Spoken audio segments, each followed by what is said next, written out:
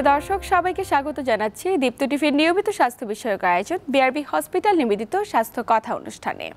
আপনাদের সাথে আছি আমি ডাক্তার অর্থি চক্রিফ। চলছে জরায়ু ক্যান্সার সচেতনতা মাস।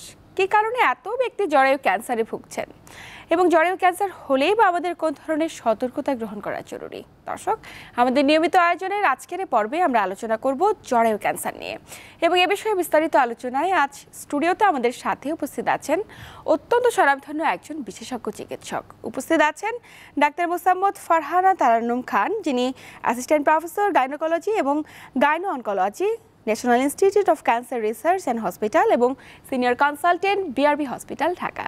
ম্যাম, স্বাগত আমাদের আজকের আয়োজনে। ধন্যবাদ তোমাকে অর্থি। ম্যাম, কী কারণে সারা দেশে এত ব্যক্তি জরায়ু ক্যান্সারে ভুগছে বিষয়টি জানবো, কিন্তু এই যে আমরা পুরো মাস জুড়ে জরায়ু ক্যান্সার সচেতনতা মাস পালন করছি, এটার পিছনে উদ্দেশ্য কি? ধন্যবাদ তোমাকে এই সুন্দর কোশ্চেনের জন্য। বিষয়টা হলো যে জরায়ু মুখের ক্যান্সার নিয়ে আমরা অনেক কথা বললেও জরায়ু ক্যান্সারটা অনেকটা অবহেলিত।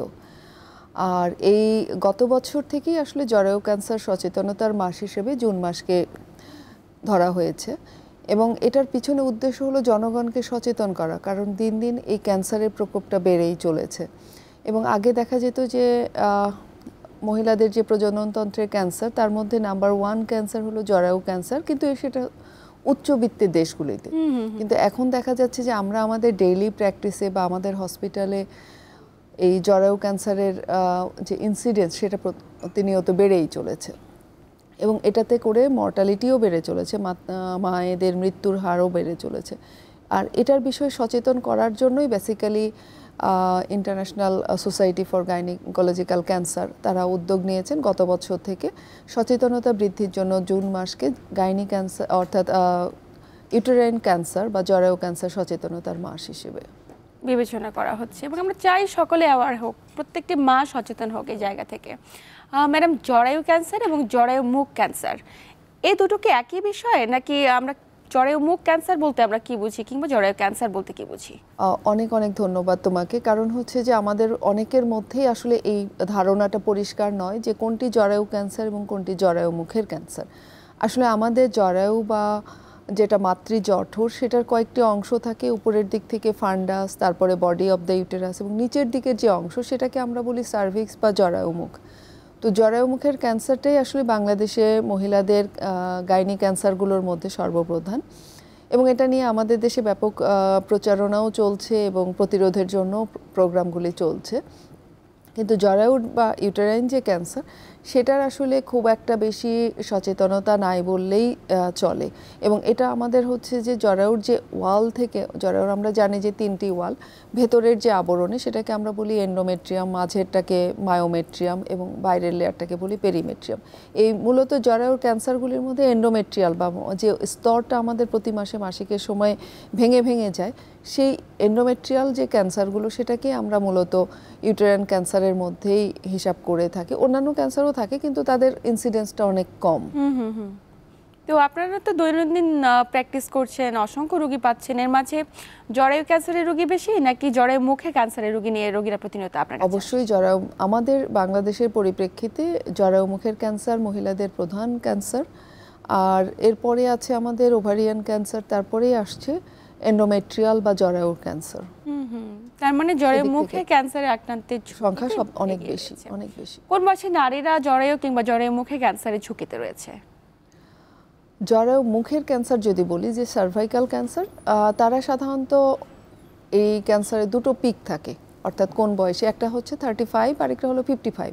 আর যদি জরায়ুর ক্যান্সার আমি বলি বা এন্ডোমেট্রিয়াল ক্যান্সার, এটা সাধারণত 60ঊর্ধ্ব নারীদের বেশি হয় বা পোস্ট মেনোপজাল লেডিদের বেশি হয়। 90% মহিলারা যারা জরায়ু ক্যান্সারে আক্রান্ত হন তাদের বয়স 60-এর অধিক। আচ্ছা। আর তবে 5%, প্রায় 5% ক্ষেত্রে 40-এর নিচের নারীরাও কিন্তু জরায়ু ক্যান্সারে আক্রান্ত হতে পারেন। আচ্ছা, সেক্ষেত্রে 5% হলেও একটি ঝুঁকি রয়েই যায়। অবশ্যই রয়েছে। এছাড়া এই যে আমরা যে পরিসংখ্যানটি বললাম, পার্সেন্টেজের কথা বললাম, আক্রান্তের ঝুঁকিতে এগিয়ে কারা রয়েছে? যে কেউ কি আক্রান্ত হতে পারে নাকি বিশেষ কোনো শ্রেণীর নারীরা এটিতে আক্রান্তের ঝুঁকিতে? যে কেউ আক্রান্ত হতে পারে, যে কোনো মহিলা যাদের আসলে জরায়ু আছে তারা জরায়ু ক্যান্সারে আক্রান্ত হতে পারেন। তবে সাধারণত দেখা যাচ্ছে যে আমরা বলেছি যে যদি আমরা জিওগ্রাফিক্যাল কিছু ভেরিয়েশন বলেছি যে ইন্ডাস্ট্রিয়ালাইজড কান্ট্রি যারা হলো উচ্চবিত্তের দেশগুলি তাদের নারীরা বেশি আক্রান্ত হচ্ছেন, যারা ওবেসিটি বা স্থূলতায় ভুগছেন তাদের আক্রান্তের সংখ্যা বেশি, যত বয়স বাড়ছে আমরা বলেছিলাম যে ষাটোর্ধ্ব নারীদের বেশি হয়ে থাকে, যারা ফাস্ট ফুড বা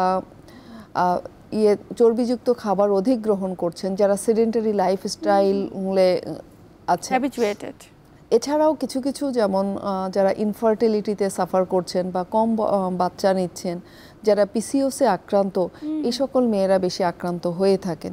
এছাড়াও কিছু কিছু নারীরা যেমন যাদের ফ্যামিলি হিস্ট্রি আছে ব্রেস্ট ক্যান্সার, তার মা খালাদের যদি ইউটেরাইন ক্যান্সার থাকে, তার যদি নিজের পার্সোনাল হিস্ট্রি থাকে ব্রেস্ট ক্যান্সারের বা ওভারিয়ান ক্যান্সারের, তাদের কিন্তু জরায়ু ক্যান্সারে আক্রান্ত হওয়ার সংখ্যা অনেক বেশি। আরেকটা হচ্ছে যে আমরা জেনেটিক সিনড্রোম বলি, যে লিন্স সিনড্রোম, এদের হচ্ছে কোলোরেক্টাল ক্যান্সারও যেমন বেশি হয় তেমন ইউটেরাইন ক্যান্সারটাও অনেক বেশি আক্রান্ত হয়ে থাকেন। এছাড়াও যারা পোস্ট মেনোপজাল লেডিরা অনেকেই কিন্তু তাদের সৌন্দর্য ধরে রাখার জন্য বা কর্মক্ষম থাকার জন্য post menopausal hormone replacement therapy নিয়ে থাকেন। তো এই post menopausal hormone replacement therapy যারা নিচ্ছেন, শুধুমাত্র যদি স্ট্রোজেন হরমোন তারা নিয়ে থাকেন, তারাও কিন্তু জরায়ু ক্যান্সারের ঝুঁকিতে আক্রান্ত হওয়ার সম্ভাবনা বেশি। আরেকটা গ্রুপ যারা ব্রেস্ট ক্যান্সারের জন্য ট্যামোক্সিফেন নামক ওষুধ খেয়ে থাকেন, তাদের রিস্কটা বেশি। নিশ্চয়ই, তার মানে অসংখ্য কারণে একজন নারীর এই জরায়ু ক্যান্সারের ঝুঁকি বেড়ে যায়। নিশ্চয়ই, তাই প্রয়োজন সচেতনতা বৃদ্ধি করা, এবং তারই প্রেক্ষিতে তারই ধারাবাহিকতা আমাদের আজকের আয়োজন। একটু জানবো ম্যাডাম, জরায়ুতে কোনো ক্যান্সার হয়েছে কিনা, কি করে একজন ব্যক্তি বুঝবেন? বিশেষ কি কোনো উপসর্গ প্রকাশ পেতে পারে?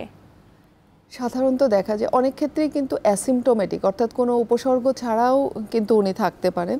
হঠাৎ করে উনি একটা আলট্রাসোনোগ্রাফি করতে গেলেন, পরে জানলেন যে উনি এই ক্যান্সারে আক্রান্ত। এছাড়াও কিন্তু আমরা যেটা বলেছি যে এটা পোস্ট মেনোপজাল লেডিদের হয়, প্রধান উপসর্গ নিয়ে ওনারা আসেন যে পোস্ট মেনোপজাল ব্লিডিং, অর্থাৎ একজন নারী যার মাসিক বন্ধ হয়ে গিয়েছে 1 বছরের বেশি একটানা, তারপরে উনি হঠাৎ করে দেখলেন যে তার জননীপথে রক্ত যাওয়া শুরু হয়েছে।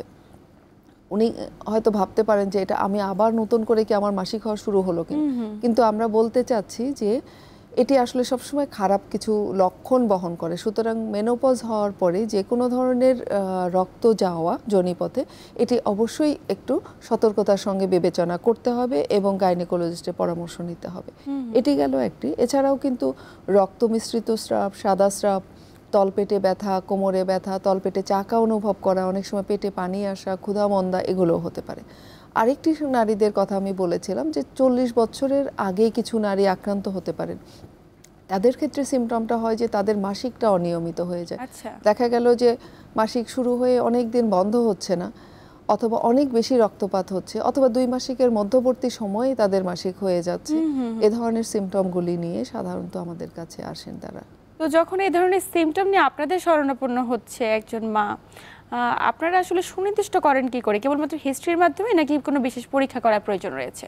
আচ্ছা, যে কোনো ধরনের আমরা রোগের ক্ষেত্রে আমরা 3টা বিষয় বলে থাকি যে আমরা হিস্ট্রি নেই, হিস্ট্রি থেকেই আমাদের অনেকখানি আইডিয়া আমরা করতে পারি। পাশাপাশি আমাদের শারীরিক যে পরীক্ষা, আমরা ফিজিক্যাল এক্সামিনেশন করি, এবং আমরা কিন্তু ছোট্ট একটি যন্ত্র স্পেকুলাম দিয়ে জরায়ু মুখটা আমরা দেখে থাকি, এবং সেখানে কিন্তু আমরা জরায়ু মুখ দেখে এবং আমরা বাইম্যানুয়াল কিছু এক্সামিনেশন করি, জরায়ুটা দেখে থাকি। তাতে করে কিন্তু জরায়ু এবং জরায়ু ক্যান্সারের যে পার্থক্য কিছুটা আইডিয়া আমরা ওখানেও পেয়ে থাকি যে এটি কি জরায়ু ক্যান্সার নাকি জরায়ু মুখের ক্যান্সার।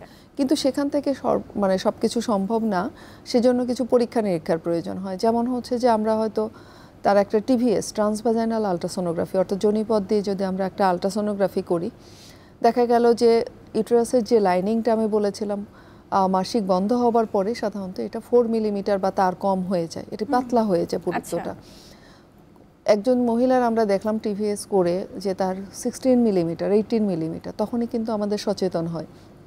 এছাড়াও সেখানে কিছু চেঞ্জ আসে, হয়তো তার মধ্যে আমরা অনেক সময় আমাদের বলে দেয় যে গ্রোথ আছে জরায়ুর ভেতরে, অর্থাৎ তখন একটা টিউমারের কথাও তারা বলে দিতে পারে, বা কিছু ভেতরে কালেকশন থাকতে পারে, এমন কিছু বলতে পারে। সেটি কতটুকু ছড়িয়েছে সেটাও কিছু আমাদের আইডিয়া দিয়ে থাকে। এছাড়া আমরা প্যাপ স্মিয়ার বা যোনিমুখের যে লালা নিয়ে পরীক্ষা করি, সেখানে আমরা ক্যান্সার কোষের উপস্থিতিটা টের পাইতে পারি।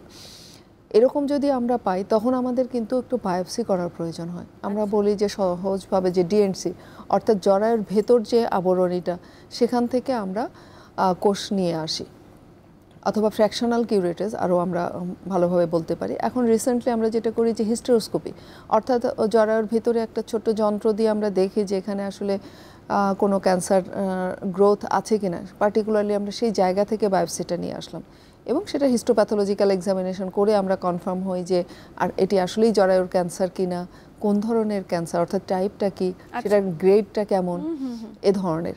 তো যখন আমাদের ডায়াগনোসিসটা হয়ে গেল তখন আমরা আসলে স্টেজিং করি। স্টেজিংয়ের জন্য আমরা অন্যান্য পরীক্ষা যেমন রক্তের কিছু পরীক্ষা করি, এক্সরে চেস্ট করি এবং পাশাপাশি এই জরায়ুর ক্যান্সারের জন্য আমরা এমআরআই পরীক্ষা, যেটা ম্যাগনেটিক রেজোন্যান্স ইমেজিং, এই পরীক্ষাটা আমাদের এক্সিলেন্ট হেল্প করে থাকে স্টেজিংয়ের জন্য, যে আসলে জরায়ু ক্যান্সারটা কতটুকু ছড়িয়েছে এবং সেই অনুযায়ী আমরা প্ল্যান করে থাকি যে তার আমরা কী ধরনের ট্রিটমেন্ট দিয়ে থাকবো। তো এই যে এত মায়েরা আক্রান্ত হচ্ছেন এবং আক্রান্তের ঝুঁকিতে তো অসংখ্য মায়েরা রয়েছেন এবং তাদের মাঝে অনেকে সচেতন নন, ক্যান্সার ধরা পড়ছে, ধরা পড়ার একটি নির্দিষ্ট সময় পরে গিয়ে তারা আসছেন এবং আপনি যেমনটি বলছিলেন মাসিকের অনিয়মিত মাসিক হওয়া বা সাদা স্রাব বলছিলেন, এগুলো তো হর হামেশাই ঘটছে, কিন্তু কেউ কিন্তু আসছে না। ফার্স্ট স্টেজে বা প্রাথমিক পর্যায়ে যদি সুনির্দিষ্টকরণ করে ফেলা যেত হয়তোবা সমস্যাটির সমাধান অনেক আগেই সম্ভব হতো, কিন্তু রোগীরা আপনারা সাধারণত কতটুকু প্রাইমারি স্টেজে পেয়ে থাকেন? জরায়ু ক্যান্সারের ক্ষেত্রে আমরা বেশ কিছু সময় আমরা প্রাথমিক স্তরে পেয়ে থাকি, বিশেষ করে যারা একটু সচেতন, হয়তো তাদের কিছুটা সিমটম দেখা দিয়েছে, এক দুবার পোস্টমেনোপজাল ব্লিডিং হয়েছে, অথবা যারা ইনফার্টিলিটির সমস্যায় ভুগছেন, অনিয়মিত মাসিক এবং ইনফার্টিলিটিতে বা পিসিওসের সমস্যায় ভুগছেন, তাদের হয়তো ইনফার্টিলিটি চেক আপের সময় দেখা গেল আলট্রাসোনোগ্রাফিতে এন্ডোমেট্রিয়াল থিকনেসটা অনেক বেশি, আচ্ছা, তারা একটা হয়তো ডায়াগনস্টিক ডিএনসি করলো, তখন কিন্তু অনেকের আর্লি ধরা পড়ে যায়। আর পোস্টমেনোপজাল লেডিদের ক্ষেত্রে কিছু কিছু ক্ষেত্রে আর্লি ধরা পড়ে, কিন্তু বেশিরভাগই ক্ষেত্রে আসলে লেট স্টেজে ধরা পড়ে। এবং আমরা জানি যে লেট স্টেজে ধরা পড়লে তাদের বেঁচে থাকা এবং চিকিৎসা এবং ওটাও আমরা ঠিকমতো দিতে পারি না এবং তাদের যে লাইফটা সেটা সংকীর্ণ হয়ে যায়। নিশ্চয়ই। এবং ক্যান্সার প্রত্যেকটি মায়ের জন্যই অনেক বেশি আতঙ্কের, ভীতগ্রস্ততা কিংবা সেই পরিবারটির জন্য অনেক আর্থিক ক্ষতির সম্মুখীন হতে হয় সেই পরিবারটিকে। জানতে চাই যে বাংলাদেশের প্রেক্ষাপটে জরায়ু ক্যান্সারে আমরা কতটুকু এগিয়ে রয়েছি, সব ধরনের চিকিৎসাই কি বাংলাদেশে রয়েছে? এটি একটি আশার কথা যে জরায়ু ক্যান্সারের সব ধরনের চিকিৎসাই কিন্তু বাংলাদেশে অ্যাভেলেবল। জরায়ু ক্যান্সার বা যে কোনো ধরনের ক্যান্সার সাধারণত আমরা চিকিৎসা করে থাকি তার স্টেজের উপরে ভিত্তি করে। অন্যান্য ক্যান্সারের থেকে জরায়ু ক্যান্সারের যে পার্থক্যটা সেটা হচ্ছে জরায়ু ক্যান্সারের মূল চিকিৎসাই হলো সার্জারি এবং সার্জারি, অর্থাৎ সব স্টেজেই আমরা প্রাথমিক চিকিৎসা হিসেবে বা প্রধান চিকিৎসা হিসেবে সার্জারিটাকে গণ্য করে থাকি। তার পাশাপাশি হয়তো কেমোথেরাপি, রেডিওথেরাপি এবং চিকিৎসার পরবর্তীতে তাদেরকে আমরা মেইনটেনেন্স হিসেবে হরমোন থেরাপি বা টার্গেটেড থেরাপিও দিয়ে থাকি। তো সার্জারিতে আমরা যেটা করি সেটা হলো যে এটা যেহেতু জরায়ুর ক্যান্সার, সুতরাং জরায়ুটা তার ফেলে দিতে হবে, আমাদের ডিম্বাশয় দুটো পাশাপাশি যে থাকে সেই ডিম্বাশয় দুটোকে ফেলে দিতে হবে এবং স্টেজের উপরে ভিত্তি করে বা গ্রেডের উপরে ভিত্তি করে আমাদের এর পাশাপাশি এই ক্যান্সারটি সম্ভাব্য যে জায়গাগুলিতে ছড়াতে পারে, অর্থাৎ আশেপাশের ক্যান্সারের নিয়ম হলো যে লসিকা গ্রন্থি এবং হচ্ছে যে আমরা যেটা বলি লিম্ফ্যাটিক্স এবং লিম্ফ নোড, এগুলোতে ছড়ায়। তো সুতরাং এগুলোও আমাদের ফেলতে হয়, সেটা তলপেটে পেলভিক লিম্ফ নোড আমরা বলি, প্যারাওটিক লিম্ফ নোড বলি, এবং কিছু কিছু ক্যান্সারের ক্ষেত্রে আমাদের ওমেন্টাম অর্থাৎ আমাদের উপর পেটে চর্বি জাতীয় কিছু জিনিস থাকে, সেগুলোও আমাদের ফেলে দিতে হয়। তো এই যে আমরা জরায়ুটি কেটে ফেলে দিচ্ছি ট্রিটমেন্টের একটি অপশন হিসেবে, আপনি তো বলছিলেন 5% কেসে 40 যাদের 40 বছরের কম বয়স তাদের এই অপারেশনটি করতে হয় কিংবা এই ধরনের ক্যান্সার হয়, তো সবার তো ফ্যামিলি কমপ্লিট না ম্যাডাম, যাদের ফ্যামিলি কমপ্লিট না তাদের ক্ষেত্রে কি চিকিৎসার আর কোনো অপশন রয়েছে? অত্যন্ত গুরুত্বপূর্ণ এই কোশ্চেনটি। সেটা হলো যে আমরা বলেছিলাম যে 5% ক্ষেত্রে 40 ইয়ার্সের আগেই হয়, যারা হয়তো ইনফার্টিলিটি ট্রিটমেন্ট করছে এমন সময় তার ডায়াগনোসিস হলো যে সে ইউটেরাইন ক্যান্সারে আক্রান্ত, এবং আমি বলছিলাম যে এটার প্রধান চিকিৎসাই হচ্ছে জরায়ু সহ ডিম্বাশয় সহ ফেলে দেওয়া, তাতে করে কিন্তু সেই মেয়েটি মাতৃত্ব লাভ থেকে বঞ্চিত হচ্ছে। তো কিছু কিছু ক্ষেত্রে আমাদের কিছু ক্রাইটেরিয়া আছে, সেগুলো অর্থাৎ কিছু শর্ত সাপেক্ষে আমরা কিন্তু তার জরায়ু রেখে ট্রিটমেন্ট করতে পারি। আচ্ছা। তার মধ্যে অর্থাৎ ক্যান্সারটি হতে হবে স্টেজ 1A, অর্থাৎ এটি যে এন্ডোমেট্রিয়াল যে লাইনিং সেখানেই কনফাইন্ড থাকবে, এবং ক্যান্সারের গ্রেডটা হতে হবে গ্রেড 1 বা গ্রেড 2, এবং প্রেগন্যান্সির ক্ষেত্রে তার কোনো অর্থাৎ সে প্রেগন্যান্সি অন্য কোনো তার কোমরবিডিটির কারণে বা রোগের কারণে প্রেগনেন্ট অনেকে হতে পারে না, সে ধরনের কোনো তার কোমরবিডিটি থাকা যাবে না। আচ্ছা আচ্ছা। তার কোনো পারিবারিক ইতিহাস থাকা যাবে না ক্যান্সারের। এবং আমরা এগুলোর ক্ষেত্রে সাধারণত মেডিসিন দিয়ে ট্রিটমেন্ট করি, প্রোজেস্টেরন দেই হাই ডোজে, অনেক হাই ডোজে। তো প্রোজেস্টেরন যে ক্ষেত্রে কন্ট্রাইন্ডিকেটেড সেরকমও কিন্তু তার থাকা যাবে না, অর্থাৎ সে প্রোজেস্টেরন নিয়ে ট্রিটমেন্ট করতে পারবে এমন যদি, এবং তাকে আমাদের অবশ্যই বলতে হবে যে এই ধরনের চিকিৎসা আমরা কিন্তু 6 থেকে 9 মাস সর্বোচ্চ দিতে পারবো। এর মধ্যে যদি উনি চিকিৎসায় ক্যান্সার থেকে রিভার্স হয়ে যান, অর্থাৎ ক্যান্সার মুক্ত হয়ে যান, তাহলে উনি বাচ্চা নেয়ার জন্য ইনফার্টিলিটি স্পেশালিস্টের সঙ্গে পরামর্শ করবেন এবং যত শীঘ্র সম্ভব বাচ্চা নিয়ে নেবেন। এবং কিন্তু যদি এই 6 থেকে 9 মাসের মধ্যে ওনার ক্যান্সারটা থেকে উনি আরোগ্য লাভ না করেন, তাহলে কিন্তু তাকে জরায়ুটা ফেলে দিতে হবে। আচ্ছা। এবং উনি সন্তান ধারণের পরেও কিন্তু তার জরায়ুটা ফেলে দিতে হবে, এটা ও কিন্তু তাকে বলতে হবে। তার মানে এই ক্ষেত্রে কাউন্সেলিংটা অত্যন্ত জরুরি, অত্যন্ত জরুরি। এবং এই সমস্ত মায়ের ক্ষেত্রে প্রাইমারি স্টেজে যদি না আসে, এন্ডোমেট্রিয়ামকে যদি ভেদ করে যায়, সেক্ষেত্রে অনেক বেশি জটিলতা। আর সেই ক্ষেত্রে আসলে এন্ডোমেট্রিয়ামকে ভেদ করে যদি এটা মায়োমেট্রিয়াম অর্থাৎ মাঝের কোটটায় যদি আমাদের যায় ইউটেরাসে, তাহলে কিন্তু আমরা এই ট্রিটমেন্টটা দিতে পারি না। এবং কাউন্সেলিং তুমি যেটা বলছিলা যে এটা অত্যন্ত গুরুত্বপূর্ণ, অর্থাৎ তার চিকিৎসার শুরুতে এবং চিকিৎসার মাঝামাঝি সময়ে, এবং আমরা ক্যান্সারের চিকিৎসা কিন্তু একটা সমন্বিত চিকিৎসা, অর্থাৎ আমি একা পারবো না। এখানে আমাদের হচ্ছে যখন কারো ফার্টিলিটি স্পেয়ারিং অর্থাৎ তার হচ্ছে জরায়ু রেখে আমরা চিকিৎসা করতে যাব, তখন তাকে একজন ইনফার্টিলিটি স্পেশালিস্টের সঙ্গে আগেই পরামর্শ নিতে হবে যে তার এই চিকিৎসাটা শেষ হওয়ার সঙ্গে সঙ্গে সে যেন ফার্টিলিটি ট্রিটমেন্টটা শুরু করতে পারে। নিশ্চয়ই। তার মানে প্রত্যেকটি মাকে প্রপারলি কাউন্সেলিং করা যেমন জরুরি, তেমনি আর্লি অবস্থায় মানে একদম প্রাথমিক অবস্থায় চিকিৎসকের কাছে যাওয়া জরুরি। তাই ম্যাডাম, যেমনটি আপনি বলছিলেন বংশ পরম্পরায় একটি আক্রান্তের ঝুঁকি রয়েছে, যে সমস্ত মায়েদের পরিবারে কারো এ ধরনের ক্যান্সার রয়েছে, তারা কি করে নিজেকে সুরক্ষিত রাখবেন? আচ্ছা, যাদের দেখা যাচ্ছে যে পরিবারে তার মা খালা এদের ইউটেরাইন বা জরায়ু ক্যান্সার রয়েছে, অথবা ব্রেস্ট ক্যান্সার রয়েছে, অথবা ওভারিয়ান ক্যান্সার রয়েছে, এদের আক্রান্তের সম্ভাবনা বেশি। আরেকটি হলো যে আমরা বলেছিলাম যে লিঞ্চ 2 সিনড্রোম বা ফ্যামিলিয়াল কোলোরেক্টাল ক্যান্সার সিনড্রোম, এ ধরনের, অর্থাৎ সেই মেয়েটির দেখা গেল তার ফ্যামিলিতে কোলোরেক্টাল ক্যান্সার আছে বা সে নিজে কোলোরেক্টাল ক্যান্সারে আক্রান্ত, তাহলে কিন্তু তার অনেক ঝুঁকি বেশি অন্যান্যদের চাইতে, সাধারণ একজন মহিলার চাইতে, যে এই ইউটেরাইন ক্যান্সারে আক্রান্তের। নিশ্চয়ই। তো সেইগুলো ক্ষেত্রে আমরা তাদেরকে হচ্ছে যে কাউন্সেলিং করি, যে তারা 35 ইয়ার্স এজ থেকে বা যাদের ফ্যামিলি হিস্ট্রি আছে কোলোরেক্টাল ক্যান্সারের, তারা যেন আর্লি বাচ্চা নিয়ে নেয়, এবং ফ্যামিলি কমপ্লিট হওয়ার সঙ্গে সঙ্গেই তাদেরকে জরায়ুটা ফেলে দিতে হবে। অর্থাৎ জরায়ু ফেলে দিলেই কিন্তু সে হচ্ছে যে এই ক্যান্সার থেকে আক্রান্তের সম্ভাবনাটা চলে গেল। আর যাদের হয়তো ফ্যামিলিতে আছে যে মা খালাদের ক্যান্সার, ব্রেস্ট, এন্ডোমেট্রিয়াম বা ওভারিয়ান ক্যান্সার, তাদেরকে হচ্ছে যে টিভিএস করে দেখতে হবে যে তার এন্ডোমেট্রিয়াল থিকনেসটা কেমন।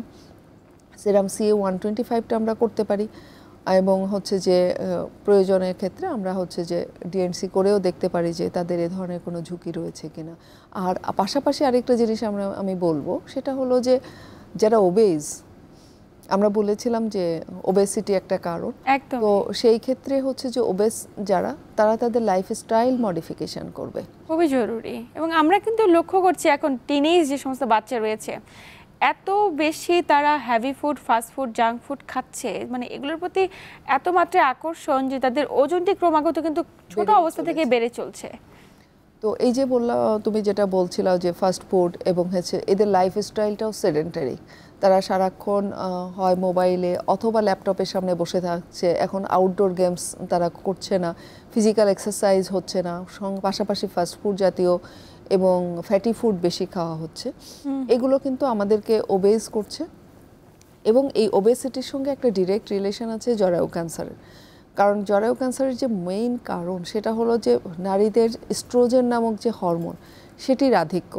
অর্থাৎ আমাদের কিন্তু একে হচ্ছে এই হরমোনটি আসে আমরা জানি যে ওভারি থেকে, কিন্তু ওভারির পাশাপাশি যারা হচ্ছে যে অনেক বেশি ওবেস, আমাদের বলা হয় যে এই চর্বির মধ্যে আমাদের মেল হরমোনটাও কনভার্টেড হয় এই ফিমেল ইস্ট্রোজেন হরমোনে। সুতরাং কেউ যদি তার ওজনটাকে কমাতে সক্ষম হয়, সে কিন্তু হচ্ছে যে অনেকটাই এই রোগ থেকে নিজেকে প্রতিরোধ করতে সক্ষম হবে। নিশ্চয়ই। পাশাপাশি ম্যাডাম বলছিলেন পিসিওএস অর্থাৎ পলিসিস্টিক ওভারিয়ান সিনড্রোম, মানে এটি আসলে কি ধরনের জটিলতা এবং কি কারণে এই রোগে আক্রান্ত ব্যক্তিরা ও জরায়ু ক্যান্সারে আক্রান্তের ঝুঁকিতে এগিয়ে রয়েছে? এটির সঙ্গে যেটা আমরা বলছিলাম যে ওবেসিটি, এখন পিসিওস আমাদের টিনেজ এবং ইয়াং অ্যাডাল্ট যারা, তারা কিন্তু পলিসিস্টিক ওভারিয়ান সিনড্রোম নিয়ে খুবই আসছে যে তাদের মাসিক নিয়মিত হচ্ছে না, অনেক দেরি করে হচ্ছে, অথবা হওয়ার পরে বন্ধ হচ্ছে না, তাদের মুখে অবাঞ্ছিত লোম, গলা, ঘাড় এগুলো কালো হয়ে যাচ্ছে, দিনকে দিন মুটিয়ে যাচ্ছে, চুল পড়ে যাচ্ছে। এ ধরনের সাধারণত সিমটমগুলো আমাদের কাছে নিয়ে আসে। আমরা পরীক্ষা নিরীক্ষা করার পরে দেখা গেল আলট্রাসোনোগ্রাফিতে অনেকগুলো সিস্ট বলছে ওভারিতে, ছোট ছোট সিস্ট মুক্ত দানার মতো হয়ে আছে। তাদের হরমোন টেস্ট করলে দেখা যাচ্ছে হরমোনের তারতম্য, অর্থাৎ অ্যাবনর্মাল সেই হরমোনগুলো। তো এগুলোর আমি যেটা বলছিলাম যে এ ধরনের মেয়েদের ক্ষেত্রে আমাদের ইস্ট্রোজেন হরমোনের আধিক্য থাকে এবং ওদের হচ্ছে মেল হরমোন টেস্টোস্টেরনও বেশি থাকে, কিন্তু এই টেস্টোস্টেরনটা আবার কনভার্টেড হয়ে যায় ফিমেল হরমোন ইস্ট্রোজেন, এবং সেটাই আসলে আমাদের জরায়ু ক্যান্সারের ঝুঁকিটা তাদের জন্য বাড়িয়ে দেয়। নিশ্চয়ই। আমরা কখনোই চাই না কোনো মা, কোনো মেয়ে কিংবা কোনো নারী জরায়ু ক্যান্সারে আক্রান্ত হোক। ম্যাম, আমরা আলোচনার একদম শেষ প্রান্তে ছোট্ট করে আপনার কাছে এক লাইনে শুনতে চাই যে কিভাবে আমরা জরায়ু ক্যান্সারকে প্রতিরোধ করতে পারি, এক্ষেত্রে আমাদের সচেতনতার জায়গা কোথায়? আমাদের সচেতনতার জায়গা যেটা হচ্ছে যে আমরা আমাদের একটি সুন্দর লাইফস্টাইল মেনটেন করব, আমাদের আইডিয়াল বডি ওয়েটটা আমরা মেনটেন করব, আমরা সবুজ শাকসবজি বেশি করে খাবো, ফাস্ট ফুড, জাঙ্ক ফুড আমরা অ্যাভয়েড করব, নিয়মিত এক্সারসাইজ করব, এবং যাদের মাসিকে সমস্যা হচ্ছে সেটা হচ্ছে যে মাসিক বন্ধ হবার পূর্বে তাদের যদি মাসিক অনিয়মিত হয়, বেশি হয়, তারা অবশ্যই ডাক্তারের শরণাপন্ন হবেন।